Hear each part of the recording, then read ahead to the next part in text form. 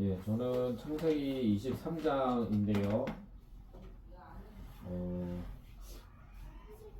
다 읽어셨을로 믿고 바로 말씀드리겠습니다. 아브라함의 아내 사라는 127년을 살고 길랏 아르바라고도 하는 헤브론 땅에서 죽습니다. 그래서 아브라함은 장사를 지내기 위해 헷 족속에게 말하여 무덤을 구하는데 이렇게 말을 합니다. 나는 당신들 중에 나그네요 거류하는 자이니 당신들 중에서 내게 매장할 소유지를 주어 내가 나의 죽은 자를 내 앞에서 내어다가 장사하게 하시오.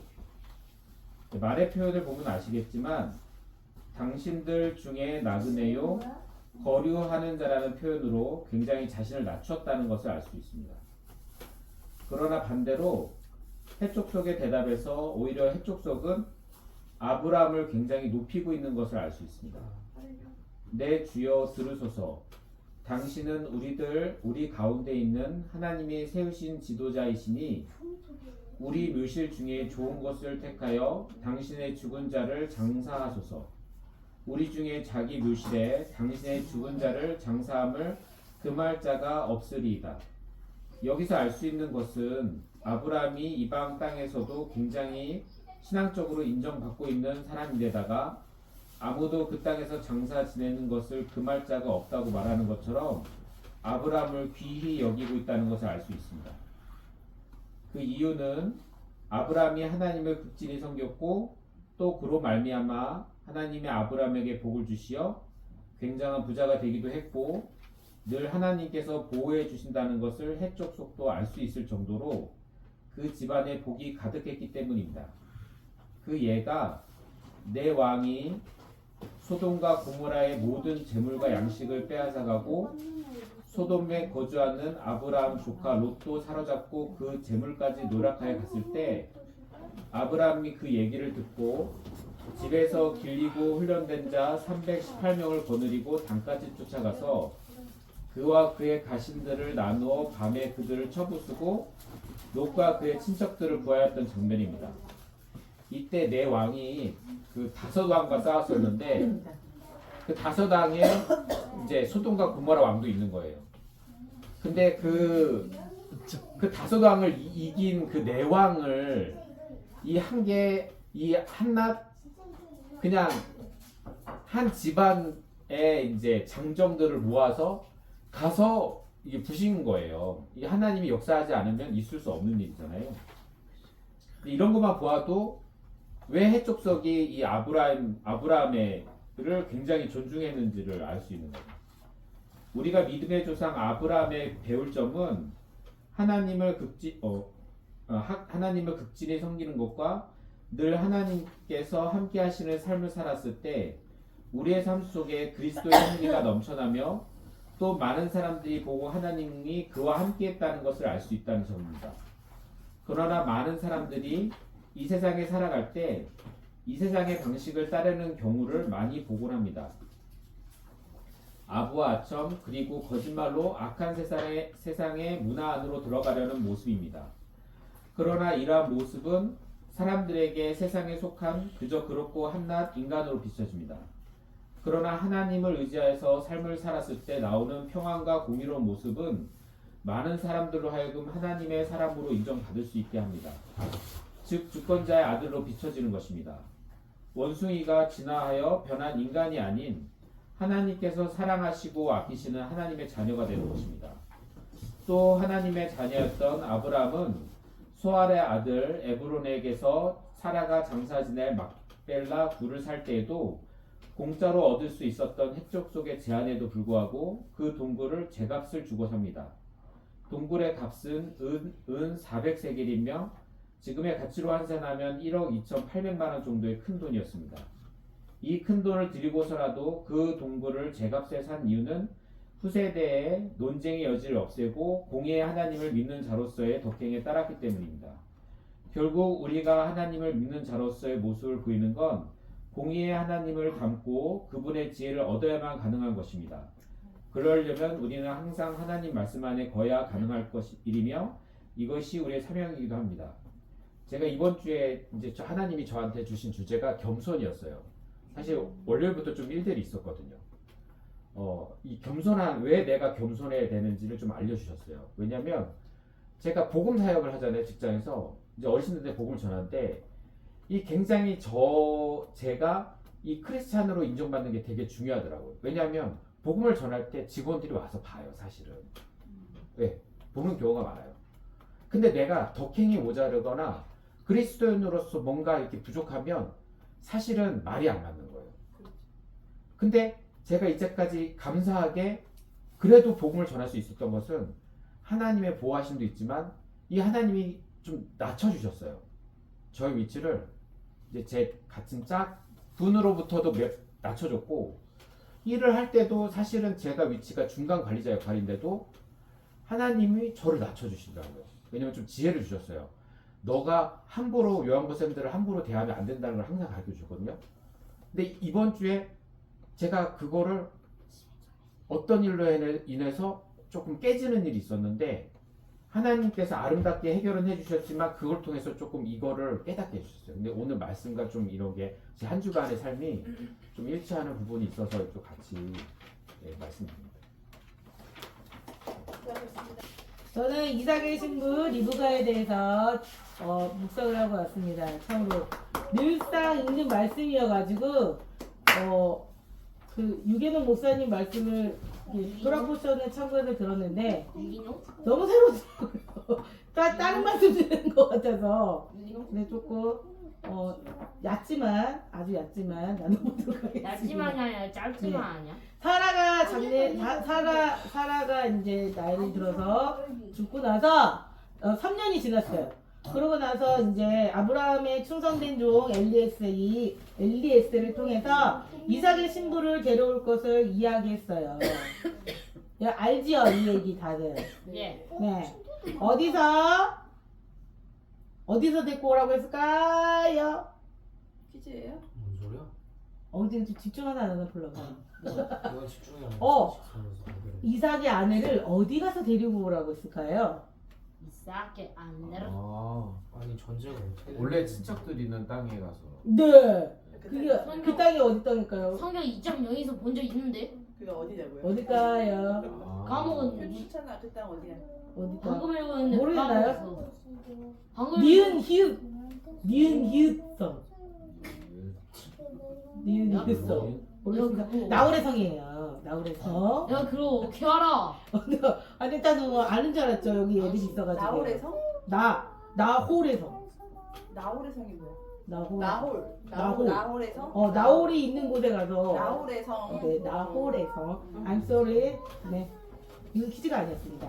그래서 엘리에셀은 나홀 성과 우물 곁에 도착해서 나홀 성과 우물 곁에 도착해서 한 소녀에게 물을 요청할 때 그 소녀가 엘리에셀뿐 아니라 말이야 아니야? 함께간 낙타한테도 물까지 줄 경우에 그 소녀를 이삭을 위해 정해진 아내로 알겠다고 기도했어요.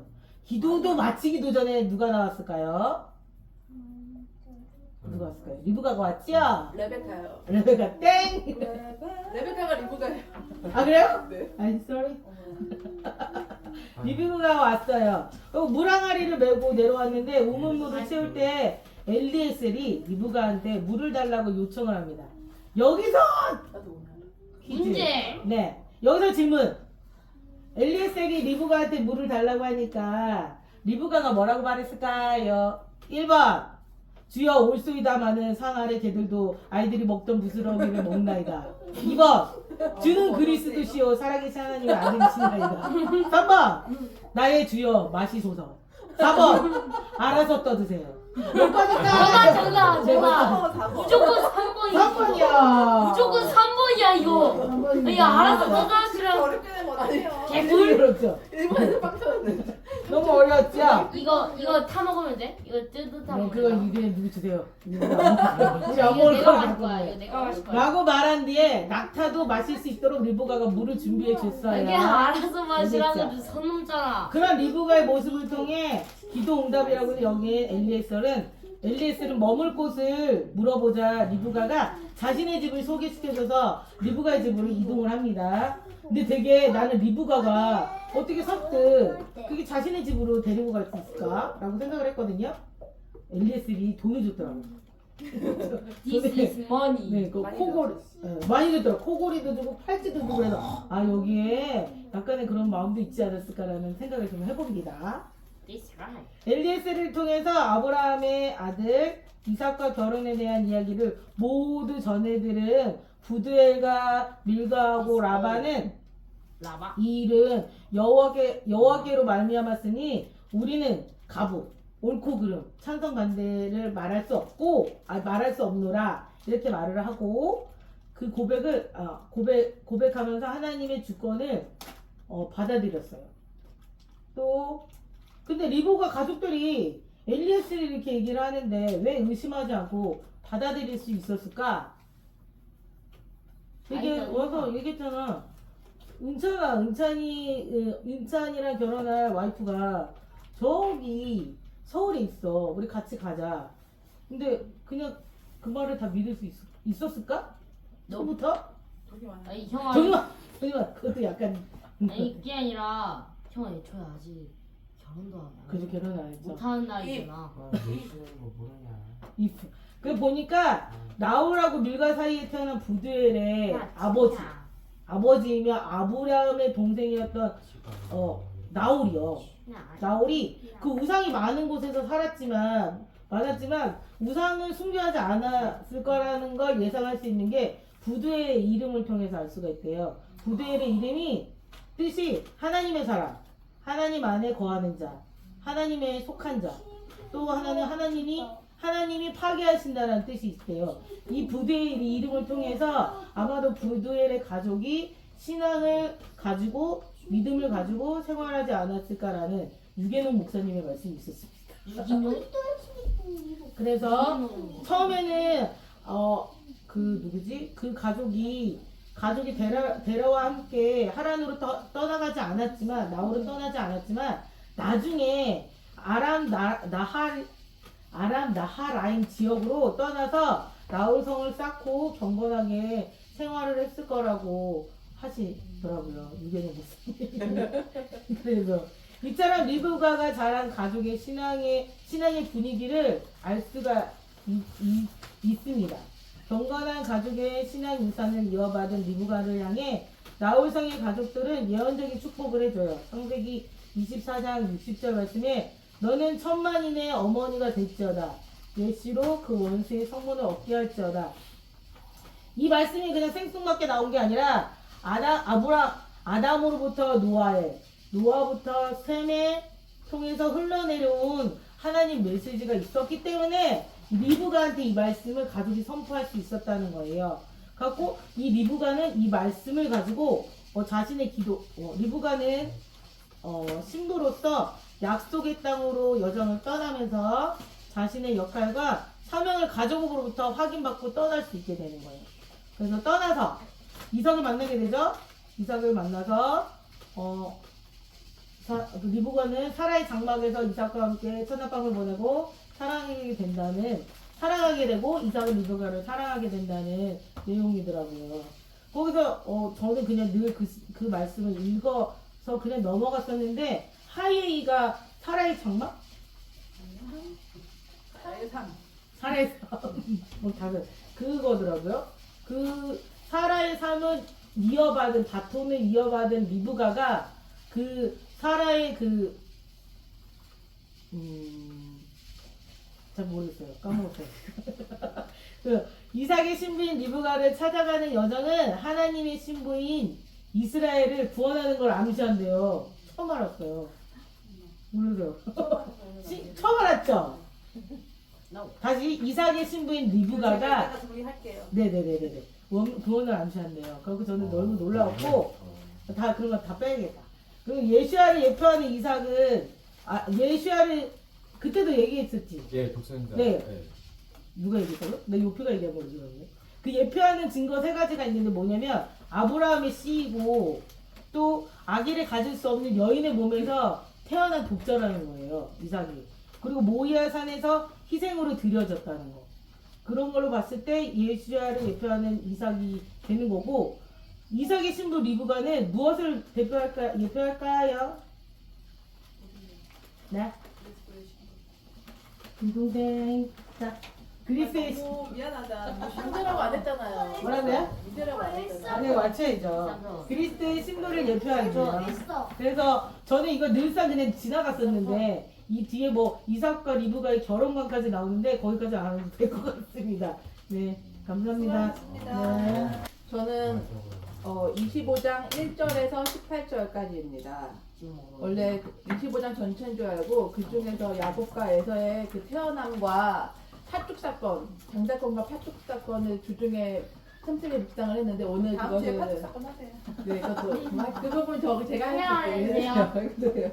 오늘 아침에 25장 18절까지인 줄 알고 그들아의 계보에 나온 이야기와 그걸 그냥 다음 주 거 할 수 없을 것 같아서 급하게 또 했습니다. 양해를 부탁드립니다. 25장 1절에서 18절까지는 아브라함의 계보 중에서도 아브라함의 첩인 사라의 여종 하갈의 계보, 즉 이스마엘의 계보와 후처 그두라의 계보가 나와 있습니다. 그런데 1절에 보면 그 25장 1절에 아브라함이 후처를 맞이하였으니 그의 이름은 그두라라 라고 되어 있는데 그 전에 사라의 죽음이 다른 장에 그 앞장에 사라의 죽음이 있었기 때문에 우리는 보통 저도 그랬지만 순서상 그두라가 사라가 죽은 후 아브라함이 그두라를 얻었을 거라고 생각을 하지만 해석하는 학자들은 그렇지 않게 본다고 합니다. 상당수가.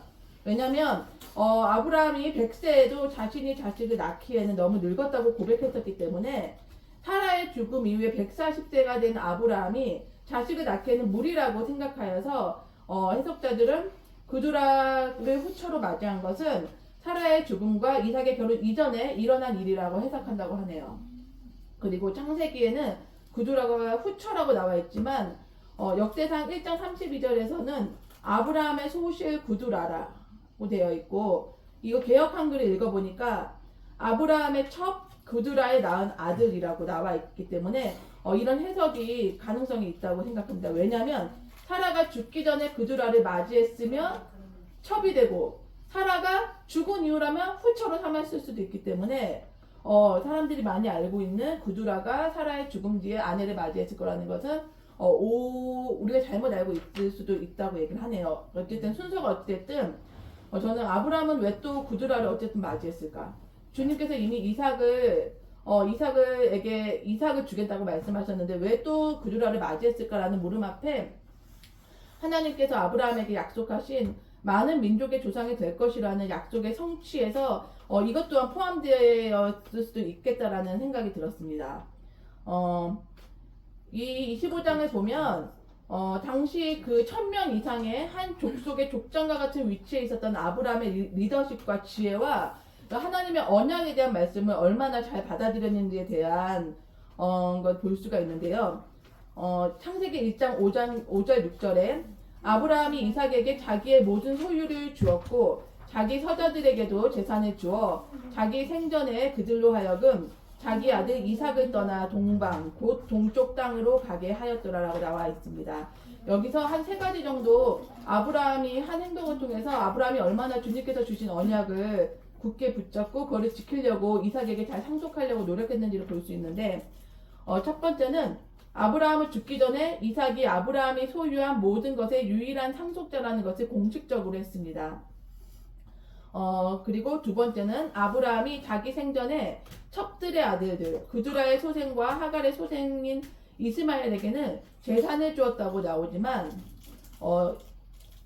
이삭에게는 모든 소유를 주었다고 나와 있습니다.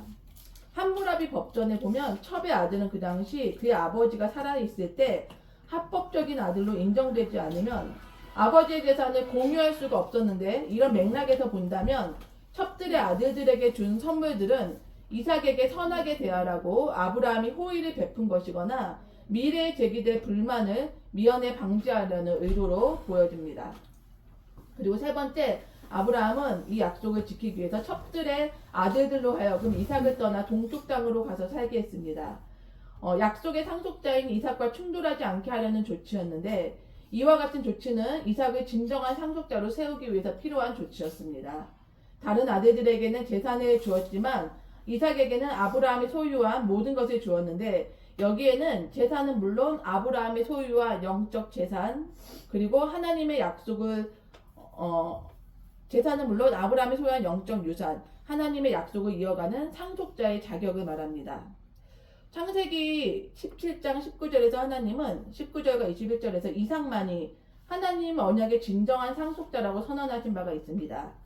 하나님께서 주신 언약을 이렇게 철저하게 지킨 아브라함은 창세기 25장 8절에 아브라함이 수가 높고 나이 많아 기운이 지나여 죽어 자기 열조에게로 돌아가매 라는 말씀대로 죽게 되는데 창세기 15장 17절에 25장 8절을 보면서 창세기 15장 17절에 너는 장수하다가 평안히 조상에게로 돌아가 장사될 것이요 라는 하나님의 말씀이 생각났습니다. 그래서 아브라함의 죽음은 되게 복된 죽음이었다. 다른 어떤 죽음보다 이 삶의 질에 있어서 굉장히 복된 죽음이었다. 그 당시 주님께서 이미 인간 세상의 인간의 수명을 120세로 지정해 놓으셨는데 그것보다 55년 더 사는 175세에 죽었고 오랜 세월 복을 누리고 하나님과 동행했고 이 당시에 이삭의 나이는 75세였고 야곱과 에서가 15세였다고 합니다. 그래서 이런 후손들이 보는 앞에서 죽음을 맞이할 수 있었고 가나안 땅에서 정확히 100년을 살았다고 합니다. 아브라함의 후손들의 족보 속에서 아브라함의 죽음을 기록함으로써 약속에 대한 하나님의 신실하심을 이것을 보면서 하나님의 신실하심을 볼 수가 있었고 우리는 구약 신약이라고 하지만 사실은 히브리 성경 이스라엘에서는 히브리 성경이라고 한대요. 구약 신약은 기독교인들이 만든 거고 그리고 구약은 원래 첫 언약이라고 불린다고 합니다. 근데 신약이 예수님의 초림하시면서 구약 신약으로 나눠진 것이지 이거를 첫 언약이라고 하는데 저는 이걸 정리하고 오늘 짧은 시간이었지만 그냥 이 하나님의 언약을 일생 처음에 주님께 음성을 받은 순간부터 일생을 통틀어서 계속해서 이 언약을 지키기 위해서 이것이 자손들에게 이삭에게 다른 자식들도 왜 사랑하지 않았겠어요. 그리고 사랑했지만 이 주님께서 주신 이삭이라는 이 열매를 통해서 이 믿음의 계보가 이어지고 이 영적인 유산이 상속될 것에 대한 그걸 보면서 그냥 그런 생각 들었어요. 참 주님의 언약을 신실하게 붙잡았다. 아브라함도 주님께서도 신실하게 주셨지만 그러면서 나는 주님께서 정말 이거는 정말로 주님께로부터 왔어 라고 생각하는 확고한 언약을 얼마만큼 붙잡고 있었지, 내가 그걸 지키기 위해서 얼마만큼 내가 주님 앞에 신실하게 지키며 나아갔는지를 조금 돌아보고 반성하고 그런 생각을 좀 가지면서 우리가 각자가 좀 꿈을 쓰는 환상이든 예언이든 누군가의 기도를 대언을 통해서든 이거는 정말 빼도 박도 할 수 없는 주님께서 나에게 준 이거는 언약이야, 분명한 약속이야 라고 할 것들이 있을 텐데 우리가 아브라함처럼 주님 앞에 가는 그날까지 이 약속을 신실하게 붙잡고 그 언약이 성취되기 위해서 주님과 동행하는 삶을 더욱더 살아야겠다라고 좀 반성하고 그렇게 하시기를 권면합니다. 저는 오늘 제가 좀 집중하는 포커스는 아까 영빈이가 말했지만 우리가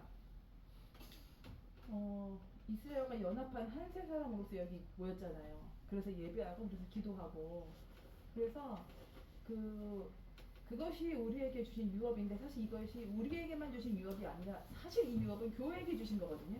근데 교회가 모르고 있고 놓치고 있는 거예요. 섞고 있거나 아니면 회피하거나. 그래서 저는 성경을 읽을 때 이거를 조금 발견하려고 애쓰는 편이에요. 많이. 여긴 또 그게 어디 있을까? 여기는 또 그게 어디 있을까? 그런 관점으로 각각의 토라 포션을 이제 조금씩 나왔긴 했는데 저는 그런 걸 좀 발견하기 위해서 좀 그 포커스에 집중했습니다. 그래서 강의도 좀 들어보고 말씀도 들어보면서 사실 그러니까 사라나 리브가나 뭐 그드라 이런 얘기, 이삭에 대한 얘기는 사실은 여러분들은 몇몇 분은 뭐 처음 알았다고 하지만 정말로 이건 어떤 부분 되게 알려진 부분이 있거든요. 근데 제가 이거를 더 깊이 공부를 하고 오늘 좀 말씀을 드리면서 아브라함이 아까 우리 니콜라스 형제님이 처음에 말씀하신 것처럼 아브라함이 그 막벨라고를 이제 살려고 하는데 그 해족속이 아니라고 준다고 하잖아요. 하니까 아브라함 계속 살려고 계속 둘이 이제 뭐 아브라함이 뭐 엎드리기까지 하고 뭐 또 해족속은 내 주여라고 말하면서까지 사라 마라 사라 이러고 있는 상황 가운데 내가 생각했어요. 근데 그걸 또 팔아. 근데 비싼 돈 주고 아브라함 사.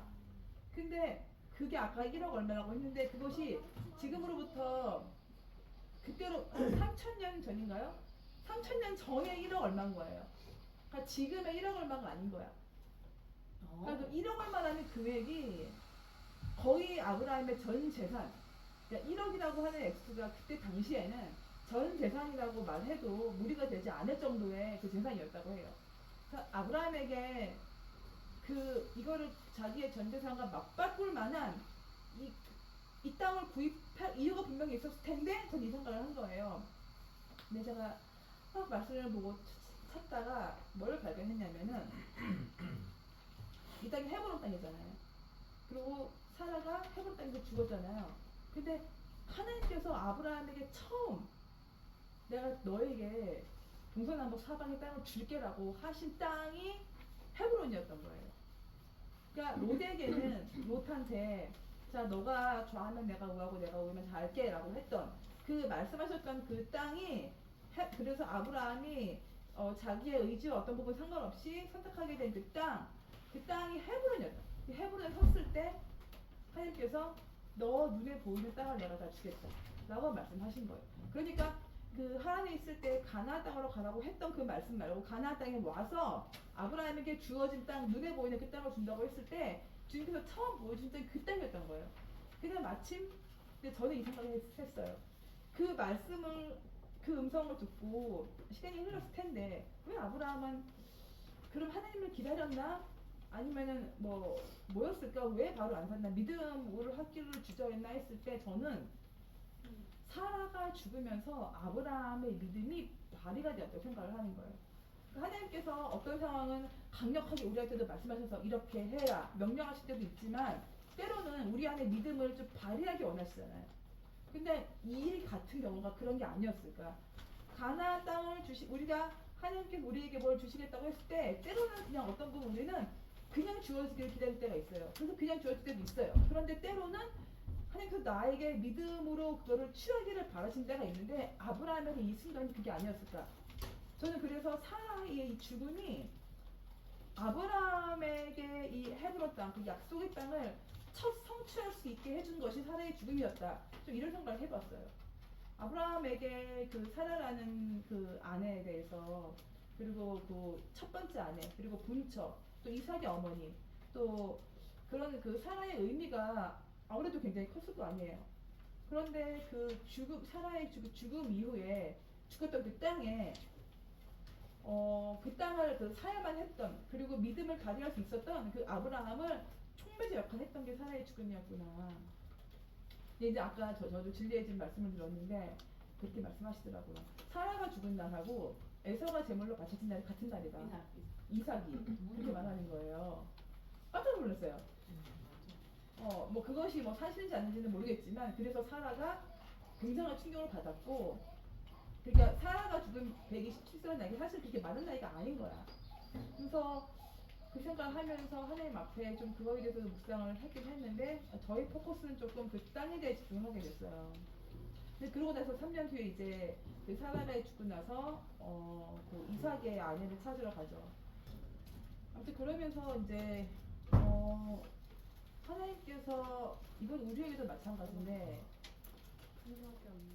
이 믿음의 가문 그 아담과 하와에게서 파괴된 그 하나님 나라를 이루어야 하는 그 믿음의 가정이 아브라함을 통해서 선택되면서 그 가문 안에 하나님께서 태어나고 죽고 이런 모든 것이 주님 안에 철저하게 계산되어 있지 않았을까.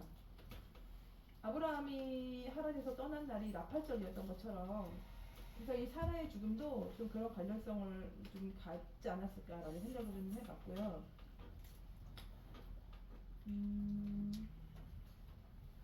그 사라가 죽은 후 리브가의 등장은 아까 누가 말했죠? 사라가 죽은 후에 제가 이제 이 포커스를 되게 좋아하는데 사라가 죽은 후에 좀 상황이 바뀌어요. 바뀌어서 이렇게 이삭 중심으로 좀 이렇게 바뀌는 부분이 있어요. 그러면서 여전히 아브라함은 살아 있는데, 그러면서 이 세대에서 세대로 이어지는 것을 보여주려고 했지 않았을까? 그 믿음의 어떤 유업이 사라에게서 이렇게 리브가로 옮겨지는데, 리브가가 놀라운 게 제가 아까 그 누구지?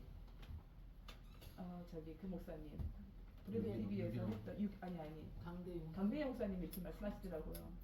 그 엘리에제르가 그러잖아요. 하나님 저에게도 물을 주고 저희 낙타에게도 물을 주는 그 여인이 있다면은 하나님이 주신 나의 종의 그 부인인 줄 알겠다고 그랬는데, 이게 얼마나 말도 안 되는 이게 기도 응답이었냐면은, 그게 구하는 거였냐면은, 그때 당시에는 낙타에게 물을 주기, 이게 우물을 깊기 위해서 끌어올리는 게 아니라 지하로 내려가야 됐대요. 그래서 퍼와야 됐대. 근데 낙타는 근데 한번 물을 먹으면은 이렇게 되는데 물을 저장하기 때문에 1톤을 먹는데요. 그러니까 리브가가 그거 들고 계속 나른 거야. 그러니까 사실 엘리에제르도 이 신부를 데려가야 되는 중요성을 아니까 그런 사인을 구하는 것도 하나님께로 왔겠죠. 그런 사인을 구했고, 그런 정말로 말도 안 되는 사인을 이루는 사람이 신부인 거야.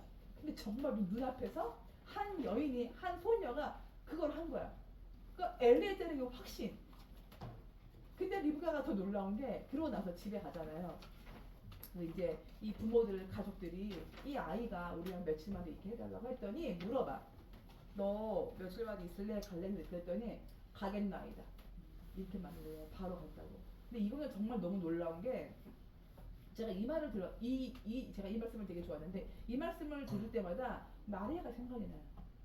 주의 계집종이 오니 주의 말씀대로 내게 이루어지이다. 마찬가지로 리브가도 똑같이 내가 지금 따라 가겠나이다. 그 사라도 아브라함이 너가 내 누이라고 해라 했을 때 아무 말 하지 않아요. 베드로 전서에는 사라가 순종했다고 나와요. 아브라함이 순종했다고. 그러니까 뭔가 하나님께서 아담과 하와 때 깨진, 그 하와로 인해서 제가 들어왔잖아요. 그 하와로 인해 깨진 그 여자에게 주신 그 특별한 그 부르심을 하나님께서 다시 이렇게 하나님의 믿음의 가정을 세우셔서 사라에서 리브가에서 또 누구로 레아나 라일 이렇게 이어가서, 이것이 결국에는 예수님을 이 땅에 오시게 하는 어떤 믿음의 그 나무잣돌을 쭉 이어져 온 거예요. 이렇게 쭉. 저는 그게 너무 놀라웠어요. 우리가 그 계보들을 다 알 수 없지만 그 계보 가운데는 누구도 있죠? 바세바도 있죠. 바세바란 뜻이 그 샤밧 바세바가 언약이란 뜻이에요. 언약의 우물이란 뜻인데, 저는 그래서 참 이게 바세바도 되게 놀라웠거든요. 그러니까 하나님께서 예수님의 이 땅에 오심을 위해서 그 여인들을 통해서 한나도 있을 것이고 중간에 계속 있잖아요. 그들을 통해서 이 믿음의 유업을 일으키시는 그 과정을 제가 보면서 리브가의 그 고백이 정말 놀라웠어요. 10대 소녀가 그 시편 43편에 보면은 딸아 너의 아비 집을 잊어버릴지어다 이렇게 나오거든요. 근데 이 리브가가 그렇게 바로 결단하며 갈 수 있었던 것은 아까 미연님이 말했지만 그 가문에게 주신 그 믿음을 지킨 또 한 가문이 있는 거예요. 그리고 아까 요한나장이 말한 것처럼 또 하나님께서 그 가문뿐만이 아니고 그들에서 나온 그 소생들을 동방으로 보내시죠. 욥도 그 중에 한 명이다 이런 말도 있고. 그래서 그냥 하나님께서 그 믿음의 사람들을 이렇게 힘을 쳤다는 거, 그리고 그것이 마리아에게까지 왔다. 이것이 저에게는 좀 큰 은혜였고, 오늘 영빈이가 올려준 대한민국 조찬기도회 그 말씀을 전하신 김정환 목사님 들어봤나요 혹시? 네, 은혜를 되게 받은. 그러니까 김정환 목사님 말씀 은혜 받았다기보다 김정환 목사님이 우리나라에서 순교한 여자 선교사님이 쓴 글을 읽어주셨는데, 제가 그거를 들으면서 펑펑 울었어요. 근데 이분이 뭐라고 했냐면, 그때 25이었는데 이제 막 그 조선 후기에 천주교가 조금 박해가 지난 다음에 기독교가 개신교가 들어오면서 그 박해가 되게 심해졌어. 그래서 나가기도 하고. 근데 그때 토마스 선교사도 죽임 당하고 막 그때인 거야, 그 시즌. 근데 이 여자 선교사님이 미국에 있는 부모님한테 편지를 써요. 근데 이렇게 써요.